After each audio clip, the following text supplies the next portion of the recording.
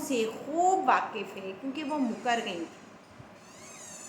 قاصد نے آپ کا پیغام پہنچایا تو اس نے عزیز مصر کی بیوی سمیت ان سب عورتوں کو دربار میں طلب کر لیا، کیونکہ ابھی اس کو علم ہی نہیں ہو رہا تھا۔ بھلا اس وقت کیا ہوا تھا جب تم نے یوسف کو اپنی طرف مائل کرنا چاہا؟ سب بول اٹھی، ہرگز نہیں، ہم نے ان میں کوئی برائی نہیں دیکھی۔ یہ تو زلیخا نے ہمیں بتلایا تھا کہ وہ ان پر دل دے بیٹھی تھی اور ہمیں ایک ضیافت پر بلایا تھا۔ اب زلیخا کے پاس اقبال جرم کے سوا اور کوئی چارہ نہیں تھا، چنانچہ بولی، اب سچی بات تو ظاہر ہو گئی ہے۔ اصل بات یہ ہے کہ میں نے اس کو اپنی طرف مائل کرنا چاہا تھا، وہ بے شک سچا ہے۔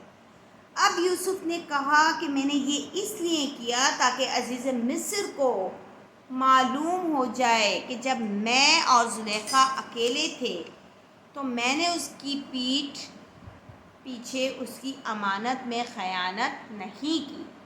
یہ سورہ یوسف کی آیت نمبر 52 کا ترجمہ ہے۔ اب ملک کے خزانوں پر تقرری۔ جی ہاں، حضرت یوسف علیہ السلام کو کتنا عزت و مرتبہ، ان کو کتنا اعلیٰ مرتبہ پر فائز کیا گیا، اور حقیقت جان کر جو تھا بادشاہ نے وہ بے حد متاثر ہوا آپ کی بات پر، اور کہا، آج سے تم ہمارے ہاں صاحب منزلت اور صاحب اعتبار ہو۔ اس موقع پر حضرت یوسف علیہ السلام نے بادشاہ سے مطالبہ کیا کہ مجھے ملک کے خزانوں پر مقرر کر دیا جائے، اور اس کی دو اساسی وجوہات بیان کی۔ میں خزانوں کی حفاظت کر سکتا ہوں اور میں اس کام سے خوب واقف بھی ہوں۔ یہ تنہا امانت داری کافی ہے اور نہ اکیلا علم، بلکہ امور سر انجام دینے کے لیے دونوں کا ہونا ضروری ہے۔ نہ تو دیکھیں تنہا امانت داری کافی تھی اور نہ ہی اکیلا علم، دونوں کام، بلکہ یہ تمام امور سر انجام دینے کے لیے دونوں کا ہونا ضروری تھا، اور آپ میں یہ دونوں خصوصیات تھیں۔ اس لیے بہترین نوکر وہ ہوتا ہے جس میں دو صفتیں ہوں، وہ تو توانا ہو اور دوسرے وہ امانت دار بھی۔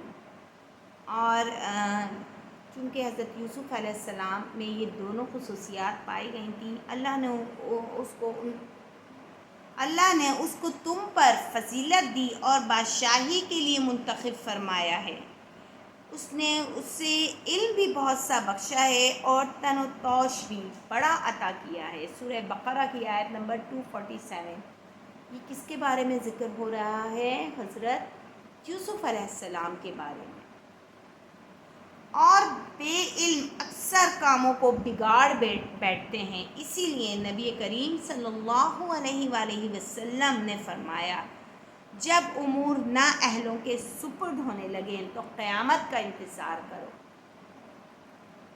اگر حضرت یوسف علیہ السلام کو اس بات کا علم نہ ہوتا کہ اللہ نے انہیں علم و امانت کی صفت سے نواز رکھا ہے تو کبھی بھی خود کو اس منصب کے لیے پیش نہ کرتے۔ آپ کو بھی اس بات کا پکا یقین تھا کہ اللہ پاک نے آپ کو علم بھی عطا کیا ہے اور امانت دار بھی بنایا ہے،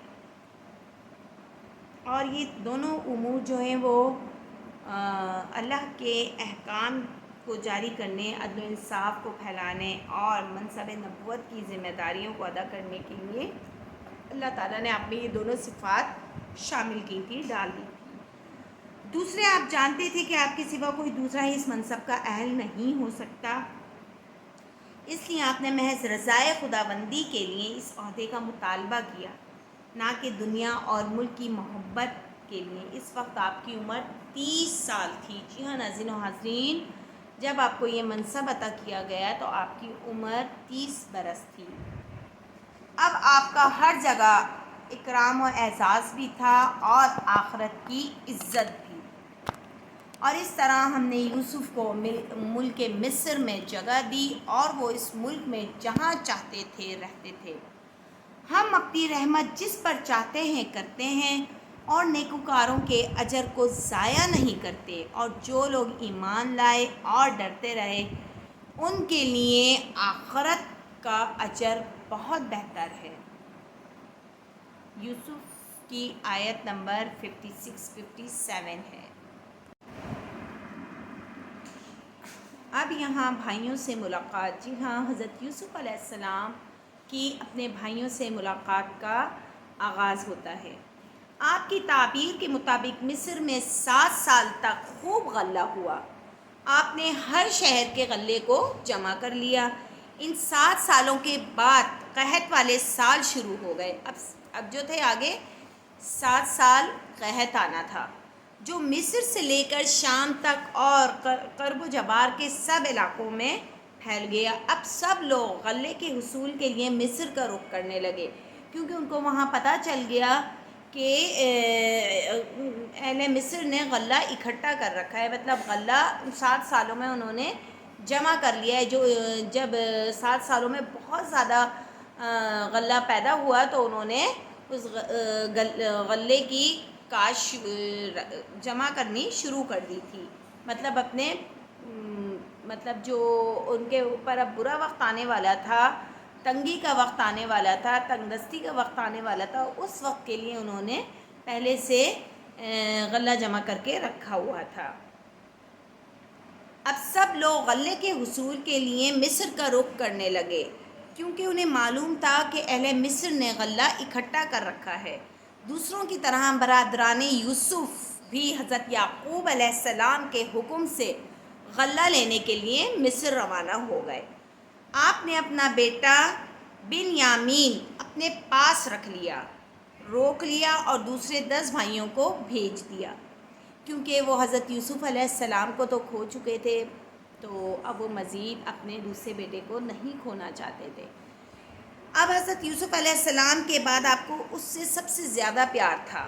آپ کو باقی بھائیوں پر بنیامین کے بارے میں اطمینان بھی نہ تھا۔ آپ ان پر اعتبار نہیں کرتے تھے، اپنے اور باقی 10 بیٹوں پر، کیونکہ انہوں نے آپ کو دھوکہ دیا تھا حضرت یوسف علیہ السلام کے سلسلے میں۔ اب یہ 10 بھائی دربار میں پہنچے، مگر بھائی کو نہ پہچان سکے کہ ایک مدت سے جدائی تھی۔ ظاہر ہے وہ حضرت یوسف علیہ السلام کو کیسے پہچانتے۔ دوسرے حضرت یوسف علیہ السلام اس وقت بہت کم عمر تھے۔ البتہ حضرت یوسف علیہ السلام نے اپنے ان بھائیوں کو پہچان لیا۔ خدا کی قدرت دیکھیے کہ کیا ہوا، انہوں نے ان کو پہچان لیا پر انہیں بتایا نہیں کہ میں تمہارا وہی بھائی ہوں یوسف۔ انہوں نے دربار میں تعظیمی سجدہ کیا۔ جی ہاں، جو انہوں نے خواب دیکھا تھا اس کی تعبیر ہونے چلی تھی۔ انہوں نے دیکھا تھا نا، چاند، سورج اور 10 ستارے جو ان کو سجدہ کر رہے ہیں، وہ تعظیمی سجدہ تھا، عزت و مرتبے والا سجدہ کیا تھا انہیں۔ پھر آپ نے انجان بن کر پوچھا کہ کہاں سے آئے ہو؟ بولے سرزمین کانان سے غلہ خریدنے آئے ہیں۔ کہا تم جاسوس لگتے ہو، ہماری سرحدوں کا جائزہ لینے تو نہیں آئے؟ بولے معاذ اللہ، ہرگز نہیں، ہم تو غلہ لینے آئے ہیں، ہم ایک باپ کی اولاد ہیں۔ پوچھا کتنے بھائی ہو؟ بولے 12۔ ہاں، ایک مر چکا ہے، مطلب انہوں نے حضرت یوسف علیہ السلام کو کاؤنٹ کر کے 12 بتا تو دیے، لیکن پھر فوراً اپنی بات کی تصدیق کی کہ ایک مر چکا ہے۔ اور پوچھا یہاں کتنے آئے ہو؟ یہ حضرت یوسف علیہ السلام کی کنورسیشن چل رہی ہے اپنے بھائیوں سے، تو بولے 10۔ پوچھا 11واں بھائی کہاں ہے؟ تو انہوں نے کہا کہ وہ ہمارے باپ کے پاس ہے، جو ان کو اکیلا نہیں چھوڑتے اور اپنے پاس رکھ کر مرنے والے کے غم کو بھلاتا ہے۔ وہ والا بھائی ہمارے دوسرے بھائی جو مر چکا ہے اس کے غم کو بھلاتا ہے، اس لیے ہمارے جو والد ہیں وہ اس کو اکیلا نہیں چھوڑتے ہمارے ساتھ۔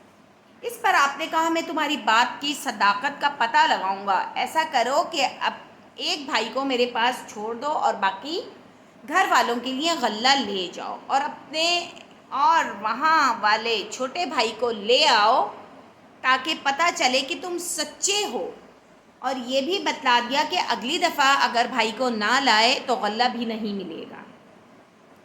پھر آپ نے غلہ ناپ کے دینے والے خدام جو وہاں کا نوکر تھا جو غلہ تقسیم کرتا تھا اس سے کہا کہ ان کو غلہ بھی دے دو اور ان کے غلے میں ان کی جو غلے کی قیمت ہے انہوں نے جو پیسے دیے ہیں وہ بھی واپس سے ڈال دو، کیونکہ اگر میں ڈال دو۔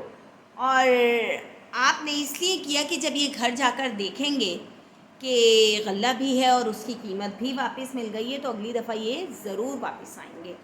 خیر قافلہ واپس پہنچا، انہوں نے والد کو سارا قصہ سنایا اور بتایا کہ ہم ایک نہایت شریف آدمی سے مل کر آ رہے ہیں جو بے حد اکرام و اعزاز کرتا ہے، خوب نوازتا ہے، لیکن ایک مشکل ہے، وہ یہ کہ وہ ہمیں اگلی دفعہ غلہ نہ دے گا جب تک کہ ہم اپنے ساتھ اپنے اس بھائی یامین بن یامین کو نہ لے کر جائیں گے، اس لیے آپ اسے ہمارے ساتھ جانے دیجئے، یوں ہمیں غلہ زیادہ ملے گا اور اس کی حفاظت کا ذمہ بھی ہم لیتے ہیں۔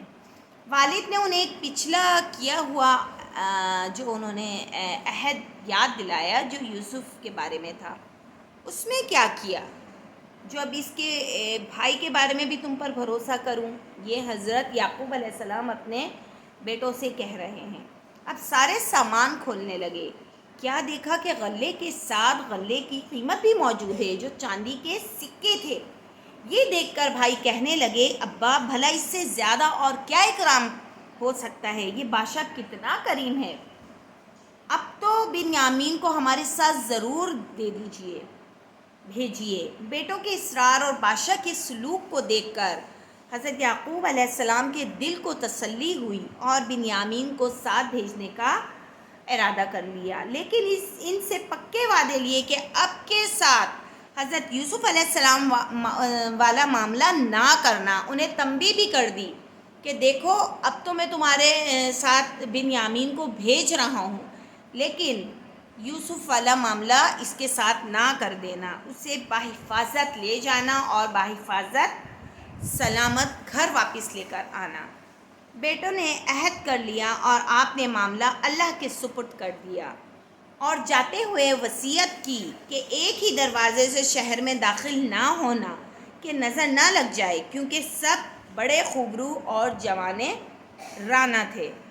اس زمانے میں شہر مصر کے 4 دروازے تھے اور کہا کہ بھروسہ اللہ ہی پر رکھنا کہ وہی کام آتا ہے۔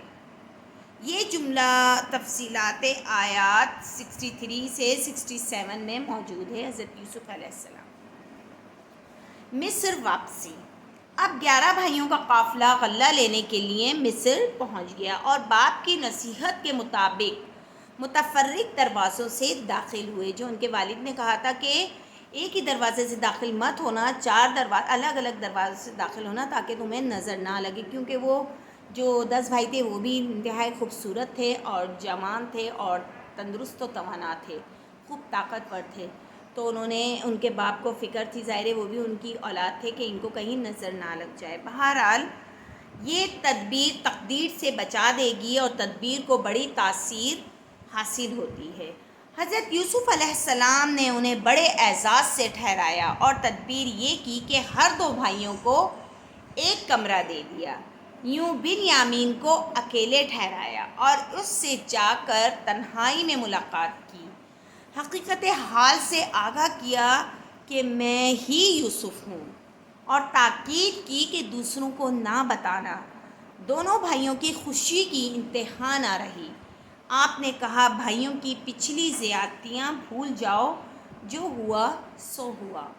مطلب یہاں دیکھیے کتنی خوبصورت بات بولی ہے حضرت یوسف علیہ السلام نے اپنے بھائی بن یامین کو، کیونکہ ان کو حقیقت کا علم نہیں تھا۔ جب آپ نے انہیں حقیقت سے آگاہی فراہم کی، انہیں حقیقت سے روشناس کرایا، تو ظاہر ہے ایز اے برادر انہیں غصہ بھی آیا ہوگا اپنے ان بھائیوں پر، لیکن حضرت یوسف علیہ السلام نے کہا کہ انہوں نے جو کیا سو کیا، اب اس معاملے کو آپ بھول جاؤ، لیکن ہماری آپس میں ملاقات کا ذکر نہ کرنا، نہ میرے بارے میں انہیں بتانا۔ انہوں نے انہیں سکھا دیا، کسے؟ اپنے چھوٹے بھائی بن یامین کو۔ اب آپ بھائی کو پاس ٹھہرانے کی تدابیر سوچنے لگے کہ کس طریقے سے اپنے بھائی کو ساتھ روک لیں۔ خدام کو ایک طریقہ بتایا کہ شاہی برتن جس میں یہ پانی پیتے رہے تھے چلتے ہوئے بنیامین کے سامان میں رکھ دینا۔ جب قافلہ روانہ ہو کر شہر سے ذرا دور گیا تو پیچھے ہر کارے بھیجے جو اعلان کرتے تھے کہ ایک شاہی برتن گم ہو گیا ہے، اس کی تلاش ہے۔ اس برتن کے بارے میں پوچھا، بھائیوں نے قسم دے کر بتایا کہ ہمیں کچھ خبر نہیں، کیونکہ انہیں تو معلوم ہی نہیں تھا نا یہ ساری کہانی کا۔ یہ حضرت یوسف علیہ السلام نے اللہ کی قدرت کی طرف سے ایک تدبیر سوچی کہ بنیامین کو اپنے پاس کیسے ٹھہرایا جائے۔ چنانچہ انہوں نے شاہی جو برتن تھا ایک سونے چاندی کا، وہ ان کے سامان میں ڈال دیا، کن کے؟ بنیامین کے۔ اب کیا ہوا؟ ہر کاروں نے بتایا کہ جو اس برتن کی خبر دے گا بادشاہ انعام سے نواز دے گا۔ یہ سن کر بھائی غمزدہ ہو گئے کہ کاش ہمیں علم ہوتا تو وہ آج برتن دے کر انعام میں ملنے والا غلہ بھی لے کر واپس ہوتے، اور ساتھ ہی اپنی صفائی بھی دی کہ یوسف ہمیں جانتے ہیں کہ ہم ایسے نہیں، اور ہمیں پہلی مرتبہ میں آزما چکے ہیں۔ یہ سن کر ہر کارے بولے، جن بندوں کو انہوں نے چھوڑا تھا کہ جا کر تلاشی لو، وہ بولے اچھا اگر تمہیں میں سے کسی کے پاس سے نکل آئے تو پھر اس کی سزا کیا ہوگی؟ انہوں نے پورے یقین سے کہا بدلے میں اسے ہی رکھ لینا۔ مطلب بھائیوں کو تو یقین تھا کہ ہمارے کسی بھی بھائی کے پاس ایسا کوئی برتن نہیں ہے، نہ ہم نے چوری کی ہے، تو چنانچہ انہوں نے ان کارندوں کو جواب دیا کہ اگر ہمارے کسی کے بھی پاس سے نکل آئے تو تم اسے رکھ لینا۔ اب یہاں حضرت یوسف کی جو تدبیر ہے وہ کامیاب ہوتی ہوئی نظر آ رہی ہے۔ ناظرین و حاضرین، بڑا انٹرسٹنگ واقعہ ہے، مجھے تو پڑھتے ہوئے بڑا مزہ آ رہا تھا، اور میں بہت سے سوالات میرے دماغ میں ذہن میں اٹھ رہے تھے، وہ میں آپ سے ڈسکس بھی کروں گی۔ پہلے میں اس سلسلے کو آگے بڑھاتی ہوں اور اس تاریخی واقعے کو آگے کی جانب لے کر جاتی ہوں۔ جب انہوں نے شاہی برتن چرانے والے کی سزا خود ہی تجویز کر لی، سنا دی، تو ہر کاروں نے سامان کی تلاشی شروع کر دی۔ اتنے میں حضرت یوسف علیہ السلام بھی آ گئے۔ آپ نے تہمت سے بچنے کے لیے پہلے بھائیوں کے سامان کی تلاشی لی، پھر شاہی برتن بنیامین کے سامان سے نکل آیا۔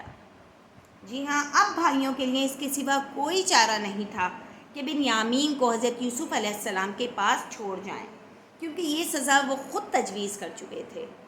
جی ہاں، انہوں نے یہ سزا خود تجویز کی تھی۔ برتن برآمد ہونے پر برادران یوسف کے سر شرم سے جھک گئے اور اس برے فعل سے اپنی برات کا اظہار کرتے ہوئے کہنے لگے، اگر اس نے چوری کی ہو تو کچھ عجب نہیں کہ اس کے ایک بھائی نے بھی اس سے پہلے چوری کی تھی۔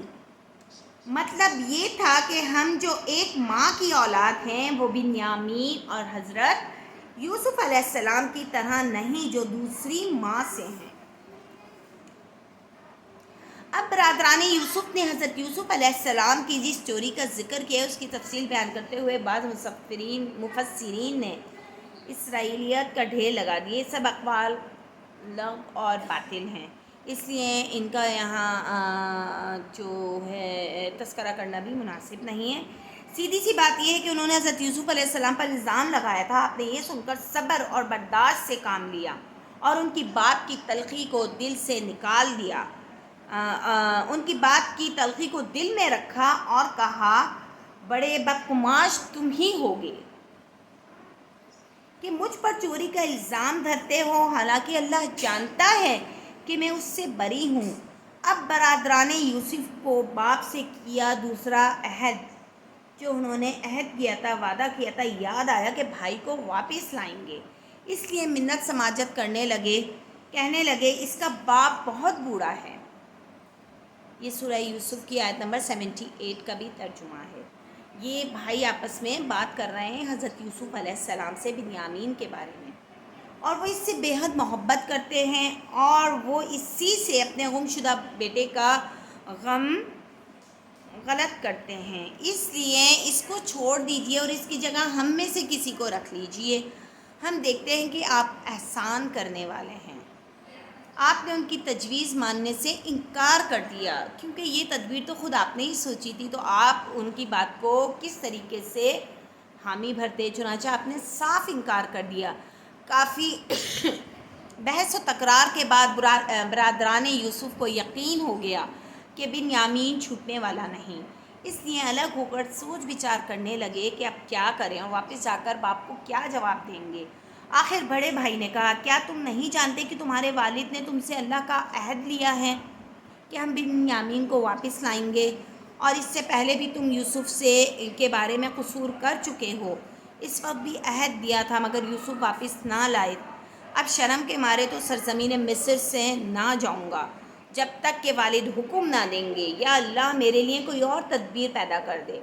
اب تم واپس والد کے پاس جاؤ اور انہیں بتاؤ کہ ابا، آپ کے صاحبزادے نے وہاں جا کر چوری کی ہے، اور ہم نے اپنی دانست میں آپ سے اس کے لے آنے کا وعدہ تو کیا تھا، مگر ہم غیب کی باتوں کو جاننے والے، ان کو یاد رکھنے والے نہیں۔ یہ سورہ یوسف کی آیت نمبر 80 سے 81 کی آیات کا میں ترجمہ بیان کر رہی ہوں۔ حضرت یعقوب علیہ السلام نے اب بھی صبر سے کام لیا، مگر آپ کا دل دونوں بیٹوں کے فراق میں جلتا رہا۔ اس لیے آپ نے اب بھی انہیں یہی کہا، حقیقت یوں نہیں ہے، بلکہ یہ بات تو تم نے اپنے دل سے بنا لی ہے، تو صبر ہی بہتر ہے۔ عجب نہیں کہ اللہ ان سب کو میرے پاس لے آئے، بے شک وہ دانا اور حکمت والا ہے۔ یہ سورہ یوسف کی آیت نمبر 83 ہے۔ جی ہاں ناظرین و حاضرین، ایک باپ جو کہ نبی بھی ہیں، حضرت یعقوب علیہ السلام، وہ کتنے پختہ یقین سے اس بات کو کہتے ہیں، کیونکہ انہوں نے بھی تو خواب دیکھا تھا، اور وہ خواب کی تعبیر بھی اب سچی ہونے جا رہی تھی۔ ایسا ہی تھا خواب ان کا بھی، میں اپنے پیچھے کے بلاگ میں یہ ذکر کر چکی ہوں۔ اور ان سے اعراض کیا، بس یوسف کو یاد کر کے روتے اور تڑپتے رہے، یہاں تک کہ روتے روتے بینائی کھو ڈالی۔ برادران نے حضرت یوسف علیہ السلام کو باپ کی حالت پر بے حد ترس آیا اور کہا، ذرا اپنے حال پر رحم کیجئے، یوں تو غم کے مارے آپ جان دے بیٹھیں گے۔ اس پر حضرت یعقوب علیہ السلام بولے، میں تو اپنے غم کا اظہار اپنے اللہ سے کرتا ہوں، اور اللہ تعالیٰ کی طرف سے وہ باتیں جانتا ہوں جو تم نہیں جانتے۔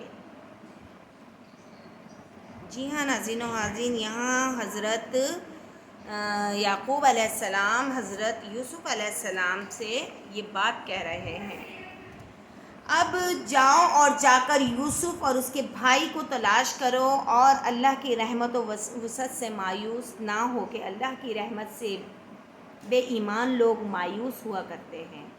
غرض برادران یوسف کا قافلہ ایک بار پھر مصر روانہ ہو گیا، لیکن اس دفعہ حقائق سب کے سامنے کھل آنے تھے، اور اب تک اللہ نے جس امر کو چھوڑ رکھا تھا وہ پورا ہونے والا تھا۔ اب حق کا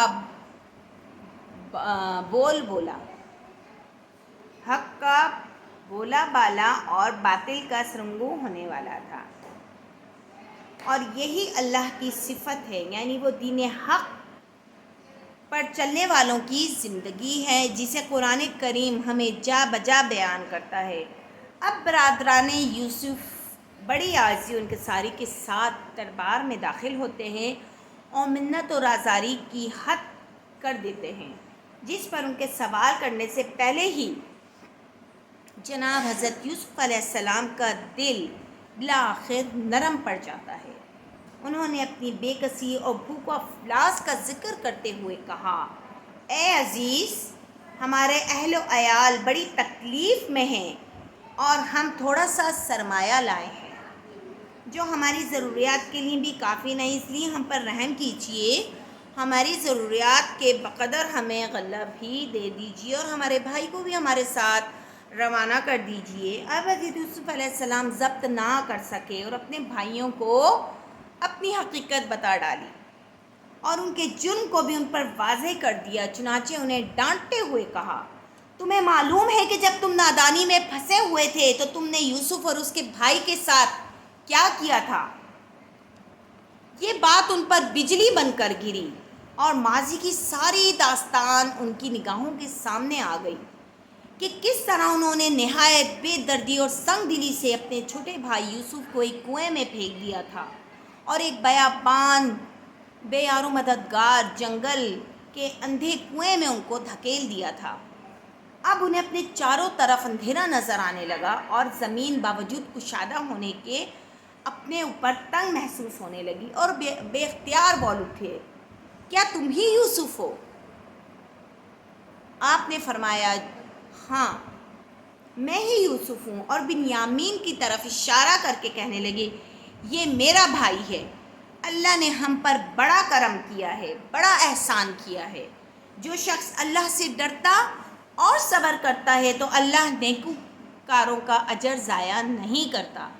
بے شک جی ہاں میں ہی یوسف ہوں جس کے ساتھ تم نے بدسلوکی اور زیادتی کی انتہا کر دی، اور ناچار برادران یوسف کو اپنی ناکردہ انجام دیکھ کر یہ کہنا پڑا، اللہ کی قسم اللہ نے تم کو ہم پر فضیلت بخشی ہے، اور بے شک ہم خطا کار ہیں۔ جی ہاں ناظرین و حاضرین، یہاں حضرت یوسف علیہ السلام کے بھائیوں نے یہ بات ایڈمٹ کر لی، یہ بات کا اقرار کر لیا کہ واقعی اللہ تعالیٰ نے حضرت یوسف علیہ السلام کو ان پر فوقیت عطا کی، نہ صرف فوقیت بلکہ ان پر عزت و مرتبہ اتنا بلند اور اعلیٰ ترین کرا تھا، اور ان کے بھائیوں نے یہ بات ایکسیپٹ کی اور کہا کہ بے شک ہم خطا کار ہیں۔ ایک ظالم گناہ گار جو کل تک بڑے ناز اور زام میں تھا، آج گردش زمانے نے اسے بدحال اور تہی دست و دامن کر کے مجرم بنا کے مظلوم کے سامنے کھڑا کر دیا تھا۔ وہ مظلوم جو کل بے بس تھا مگر آج قوت و اقتدار اس کے قدم چوم رہے تھے، اس کے ایک اشارے پر ان سب کی